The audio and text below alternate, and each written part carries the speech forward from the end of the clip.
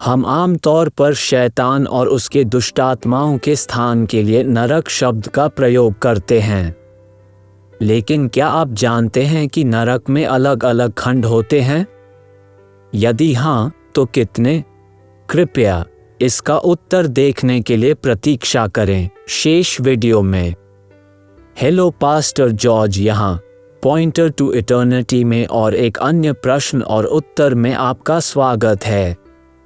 जब हम उस जगह के बारे में बात करते हैं जहां बुरे लोग मरने के बाद जाते हैं, तो हम जिस सामान्य शब्द का प्रयोग करते हैं वो है नरक।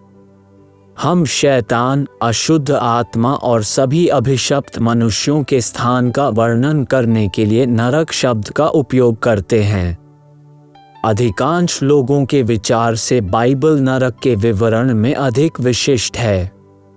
बाइबल के अनुसार नरक को 4 भागों में बांटा गया है। इसका पहला संकेत हमें पुराने नियम में ही मिलता है।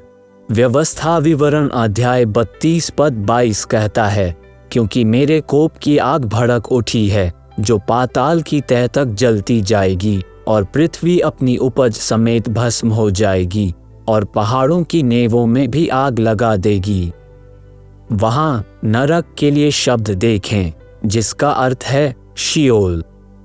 पुराने नियम में शीओल शब्द आमतौर पर मृतकों के स्थान के लिए कहा जाता है। इसका अर्थ केवल कब्र है, लेकिन कुछ अन्य जगहों पर यह दिवंगत आत्माओं के दायरे को संदर्भित करता है। बाइबल में नया नियम हमें इस बारे में अधिक जानकारी देता है। नया नियम से पता चलता है कि नरक कम से कम 4 भागों में विभाजित एक वास्तविक स्थान है। हम उसकी जानकारी कैसे पाएं? यूनानी नए नियम में उन भागों का वर्णन करने के लिए 4 अलग अलग शब्द हैं। हम सबसे पहले उन पर गौर करेंगे। रसातल या अथाह गड्ढा। नरक के एक हिस्से को रसातल, अथाह कुंड या रसातल का शाफ्ट कहा जाता है। शब्द अफसोस, जिसका अर्थ है रसातल, यूनानी नए नियम में 9 बार देखा गया है। लूका अध्याय 8 पद 31, रोमियो अध्याय 10 पद 7, प्रकाशितवाक्य अध्याय 9 पद 1 और 2, प्रकाशितवाक्य अध्याय 11 पद 7, प्रकाशितवाक्य अध्याय 17 पद 8, प्रकाशितवाक्य अध्याय 20 पद 1 और पद 3। तो बाइबल में विवरण से रसातल एक ऐसा स्थान है जहां एक विशिष्ट समूह है वर्तमान में अशुद्ध आत्मा को रखा गया है। प्रकाशितवाक्य अध्याय 9 पद 1 से 5 के अनुसार इन दुष्ट आत्माओं को खोए हुओं को परेशान करने के लिए क्लेश के दौरान 5 महीने की अवधि के लिए छोड़ा जाएगा। प्रकाशितवाक्य अध्याय 20 पद 1 से 3 के अनुसार अथाह कुंड भी वो स्थान है जहां सहस्राब्दी अवधि के दौरान शैतान 1000 वर्षों के लिए अस्थायी रूप से बंधा रहेगा। आइए उस घटना को भी देखें जब यीशु गिरासेनियों के देश में था। एक मनुष्य जिसमें अशुद्ध आत्मा थी कब्रों से निकलकर उसे मिला। वो दुष्ट आत्माओं के एक सेना के कब्जे में था। मनुष्य के अंदर के राक्षसों ने जल्दी से पहचान लिया कि यह यीशु था और उसे परमेश्वर के पुत्र के रूप में स्वीकार किया। वो अशुद्ध आत्मा के एक सेना के कब्जे में था। मनुष्य के अंदर के अशुद्ध आत्मा ने जल्दी से पहचान लिया कि यह यीशु था और उसे परमेश्वर के पुत्र के रूप में स्वीकार किया। मरकुस अध्याय 5 पद 6 और 7 कहते हैं, वो यीशु को दूर ही से देखकर दौड़ा और उसे प्रणाम किया और ऊंचे शब्द से चिल्लाकर कहा, हे यीशु, परम प्रधान परमेश्वर के पुत्र, मुझे तुझसे क्या काम? मैं तुझे परमेश्वर की शपथ देता हूँ कि मुझे पीड़ा न दे। ये दिलचस्प है कि दुष्टात्माओं ने भी यीशु को पहचान लिया था। यीशु परमेश्वर के पुत्र के रूप में दुष्टात्माएं पहचान सकती हैं, परंतु वे यीशु की आराधना नहीं करती हैं। यह विडंबना है कि पापी मनुष्य यीशु को परमेश्वर के पुत्र के रूप में स्वीकार नहीं करते। जब ये स्पष्ट हो गया कि यीशु उन दुष्ट आत्माओं को बाहर निकालने जा रहा है, तो उन्होंने उससे विनती की कि वो उन्हें अथाह कुंड में लौटने की आज्ञा न दे, बल्कि उन्हें सूअरों के झुंड में प्रवेश करने की अनुमति दे। दुष्टात्माओं ने यीशु से विनती की कि वे उन्हें अथाह कुंड में जाने की आज्ञा न दें। मत्ती अध्याय 8 पद 29 एक ऐसा मार्ग है जो पुष्टि करता है कि अथाह कुंड कैद का एक अस्थायी स्थान है। ये कुछ दुष्टात्माओं का अड्डा है जो परमेश्वर के विरुद्ध विद्रोह करते हैं। उनकी दुष्टता के दायरे और हद को रोक कर रखा जाता है, क्योंकि वे ये जानते हैं यदि वे बलवा करते हैं तो वे अथाह कुंड में डाल दिए जाएंगे। और अब दूसरा खंड, तातारस। नया नियम में तातारस शब्द केवल एक बार देखा गया है। 2 पत्रस अध्याय 2 पद 4 कहता है, क्योंकि जब परमेश्वर ने उन स्वर्गदूतों को जिन्होंने पाप किया नहीं छोड़ा, पर नरक में भेजकर अंधेरे कुंडों में डाल दिया, ताकि न्याय के दिन तक बंदी रहें। यहाँ नरक के लिए शब्द है टार्टस। यूनानी पौराणिक कथाओं में टाटारस नरक का सबसे निचला स्तर था। ये सबसे दुष्ट अपराधियों के लिए आरक्षित स्थान था। पत्रस कह रहा है कि नूह के दिनों में पाप करने वाले स्वर्गदूतों के एक समूह के लिए टार्टस कारावास का एक स्थायी स्थान है।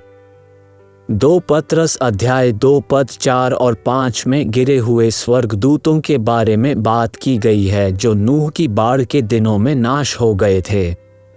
टाटारस का स्थान है स्थायी कारावास, महान श्वेत सिंहासन के निर्णय तक, रसातल के विपरीत, जो कारावास का एक अस्थायी स्थान है। जिन स्वर्गदूतों ने उत्पत्ति अध्याय 6 पद 1 से 4 में भयानक पाप किया है, वे स्थायी रूप से वहां रखे जाते हैं जब तक कि उन्हें झील में नहीं फेंक दिया जाता आग। उन्हें न्याय के लिए सुरक्षित रखने के लिए अंधकार की जंजीरों में डाल दिया जाता है। अब नरक में तीसरा खंड अधोलोक है। नए नियम में यूनानी शब्द हेड्स या अधोलोक 11 बार देखा गया है।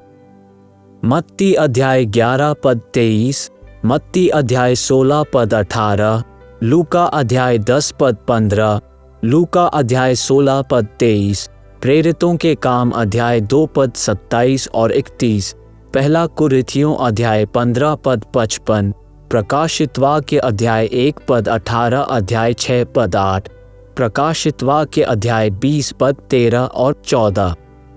अब अधोलोक एक कब्र का उल्लेख कर सकता है। ये पुराने नियम के उस शब्द के समान है, शियोल, और नए नियम में अधोलोक। अधोलोक एक ऐसी जगह है जहां खोई हुई आत्माएं और बचाए न गए लोगों को अब रखा जाता है, क्योंकि वे न्याय के अंतिम दिन की प्रतीक्षा करते हैं। अधोलोक स्थानीय जेल की तरह है, जहां कैदी अपनी सुनवाई की तारीख और अंतिम सजा का इंतजार करते हैं। उनकी सजा के बाद उन्हें अधिकतम सुरक्षा जेल में स्थानांतरित कर दिया जाएगा। बाइबल का चौथा खंड नरक या गेहन्ना है। यह नए नियम में सबसे अधिक इस्तेमाल किया जाने वाला शब्द है और 12 बार अर्थात मत्ती अध्याय 5 पद 22 पद 29 और 30, मत्ती अध्याय 10 पद 28, मत्ती अध्याय 18 पद 9, मत्ती अध्याय 23 पद 15 और 33, मरकुस अध्याय में पाया जाता है 9 पद 43, 45, 47, लूका अध्याय 12 पद 5 और याकूब अध्याय 3 पद 6। शब्द गेहन्ना हिन्नम की घाटी से आता है, जो राजा आहाज के दिनों में यरूशलेम शहर के ठीक पश्चिम में था। ये घाटी पेशकश करने के लिए एक जगह थी बुतपरस्त भगवान मोलेक के लिए बाल बलिदान। राजा योशिया के शासनकाल में, जो दूसरे राजा अध्याय 16 पद 2 और 3 में देखा जाता है, वो इस्राएल को मूर्ति पूजा से शुद्ध करना चाहता था। उसने मूर्तियों को हिन्नम की घाटी में फेंक दिया और उसे शहर का कूड़ेदान बना दिया। ये जगह कचरे के कीड़ों और आग से भरी हुई थी, जो लगातार जलती रहती थी। ये कल्पना है। जब यीशु ने गेहन्ना शब्द का प्रयोग किया था, वो वास्तविक नरक है। यदि अधोलोक स्थानीय जेल था, तो गेहन्ना अधिकतम सुरक्षा जेल है। ये शैतान, गिरे हुए स्वर्गदूतों, दुष्टात्माओं, अविश्वासियों के लिए पीड़ा का अंतिम स्थान है और न बचाए गए मनुष्य। प्रकाशित वाक्य अध्याय 20 श्लोक 10, 14 और 15 के अनुसार गेहन्ना है आग और गंधक की झील के रूप में भी जाना जाता है। प्रकाशित वाक्य अध्याय पद 6 और 14 के अनुसार गेहन्ना को दूसरी मृत्यु कहा गया है। इसे दूसरी मृत्यु कहा जाता है क्योंकि यह परमेश्वर से अंतिम और शाश्वत अलगाव का स्थान है। यह वो स्थान है जहां रसातल, टाटारस और अधोलोक में जो हैं उन्हें अंततः फेंक दिया जाएगा।